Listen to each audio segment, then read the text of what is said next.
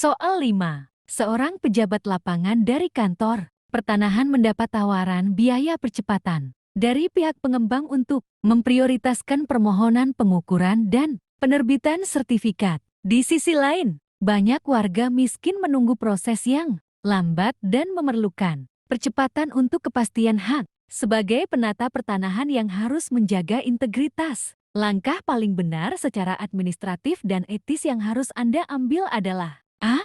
Menerima biaya percepatan dengan alasan dana tersebut akan digunakan untuk operasional kantor agar pelayanan lebih cepat bagi semua. B. Menolak tawaran dan mempercepat permohonan pengembang berdasarkan kebijakan internal kepada semua pihak tanpa diskriminasi, lalu mencatat proses percepatan tersebut. C. Menolak tawaran dan melaporkan upaya penyuapan tersebut sesuai prosedur anti-gratifikasi, sekaligus mereview dan memperbaiki SOP layanan agar semua permohonan diproses secara adil dan waktu tunggu transparan. D. Menolak secara diam-diam, tanpa melaporkan, agar tidak membuat konflik dengan pengembang besar yang berpengaruh. A.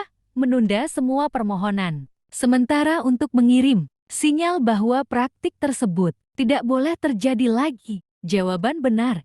C. Soal 6. Sebuah proyek pembangunan jalan tol nasional melintasi wilayah yang terdiri dari tanah milik masyarakat, tanah adat, dan sebagian tanah negara yang telah beralih fungsi menjadi permukiman. Sebagai penata pertanahan, Anda diminta memimpin tim dalam tahap inventarisasi dan identifikasi subjek serta objek pengadaan tanah. Namun, dalam prosesnya, terdapat penolakan dari sebagian masyarakat adat yang menganggap tanah tersebut adalah warisan leluhur yang tidak boleh dialihkan. Dalam situasi ini, langkah paling tepat secara hukum dan etika birokrasi adalah A.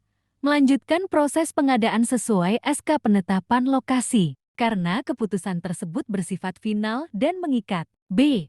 Menghentikan seluruh proses pengadaan tanah sampai pemerintah pusat turun tangan menyelesaikan konflik. C. Melakukan mediasi dengan masyarakat adat untuk menjelaskan dasar hukum dan menawarkan kompensasi yang setara dengan nilai sosial tanah. D. Mengalihkan trace pembangunan jalan tol agar tidak melewati wilayah adat untuk menghindari konflik sosial. A. Melaksanakan proses pengadaan sesuai aturan umum tanpa memperhatikan aspek sosial budaya lokal. Jawaban C.